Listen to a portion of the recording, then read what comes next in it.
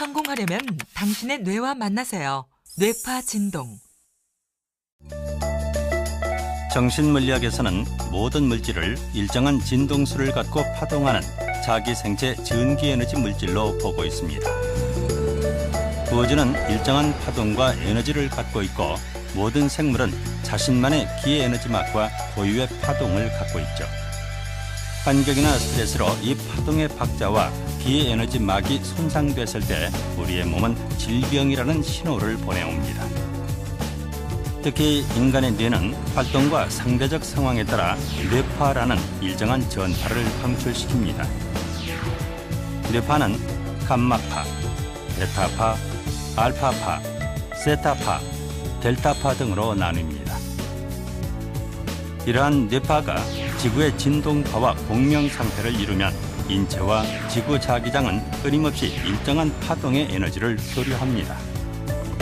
뇌파 진동은 인간의 몸과 우주의 자기 공명 에너지가 몸으로 발현되고 원래의 진동수를 찾음으로써 자연 치유가 가능해지는 기적과도 같은 방법입니다.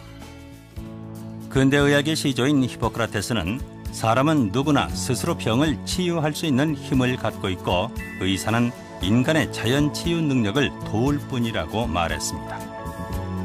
그런데 왜 과학기술과 문명이 고도로 발달된 오늘날 불치병과 난치병이 점점 늘어만 가는 것일까요? 그 해답은 뇌에서 찾을 수 있습니다.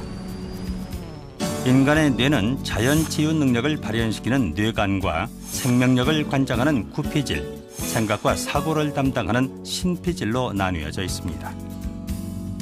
그중 뇌관과 구피질은 무척 예민한 곳이죠. 하지만 각종 환경오염과 스트레스, 자극과 충격으로 뇌관과 구피질은 점점 더 억압되고 위축돼 그 완전한 기능을 발휘할 수 없게 됐습니다. 반면 대뇌, 즉 신피질은 그 사용 빈도와 범위가 넓어지면서 점점 비대해졌죠. 뇌파 진동은 대뇌를 안정시키고 뇌관의 기능을 활성화하는 방법입니다.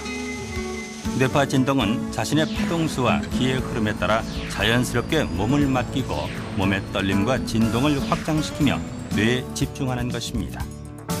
이때 가장 중요한 것은 몸의 진동과 뇌파의 진동 상태를 있는 그대로 느끼고 바라보며 생각을 끊고 그 진동을 그대로 두는 것입니다. 아기가 태어나면 발버둥치고 갖가지 표정을 지으며 몸의 자연스러운 파동을 즐깁니다.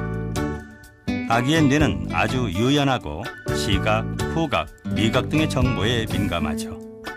아이들은 자라면서 환경과 정보, 교육에 따라 각자의 뇌 모양을 갖게 됩니다. 그것이 개개인의 성격과 습관, 천재성 등을 결정하는 요인입니다. 성인이 되면 뇌는 외부의 자극과 스트레스로 점점 굳고 탁해져 노화가 이루어지죠.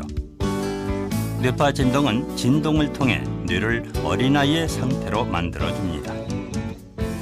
뇌파 진동 후에 집중력이 높아지고 몸의 상태가 최고로 느껴지는 것은 바로 그 때문입니다. 우리의 뇌는 몸의 각 부위와 연결되어 있습니다. 뇌의 지도를 보면 뇌 속에 우리의 몸 각 부위가 모두 들어 있습니다. 뇌파 진동 후에 건강을 찾고 병이 낫는 것은 뇌와 연결된 몸의 각 부위, 척추와 뼈, 장기 등이 진동을 통해 활력을 찾고 막혔던 혈자리가 뚫리면서 나타나는 놀라운 효과입니다. 뇌파 진동은 누구나 배우기 쉽고 빠른 시간 내에 그 효과를 볼 수 있습니다. 무의식 상태에서 자연스러운 몸의 진동을 일으키고 뇌파의 진동을 발생시키는 뇌파 진동은 일단 시작되면 개개인별로 가장 좋지 않은 부위를 중심으로 진동이 일어나 그 부분에 기혈이 뚫리고 순환이 잘 되기 시작합니다. 뇌파 진동을 하면 질병을 치유하는 면역력이 높아지는 것은 뇌파 진동 자체가 생명력을 원래대로 복원시키는 과정이기 때문입니다. 안 좋은 습관을 고쳐주고 집중력을 높여주는 것은 뇌가 정화되고 복원되는 과정과도 같죠.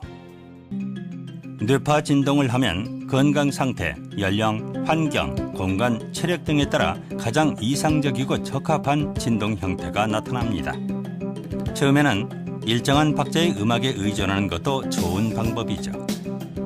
하지만 사람은 누구나 개개인의 진동수를 갖고 있기 때문에 사람마다 다른 형태의 뇌파 진동으로 진동수를 맞춰가게 됩니다. 중요한 것은 복잡한 생각은 끊고 자신의 몸과 뇌에 집중하면서 진동과 변화를 즐기는 것입니다.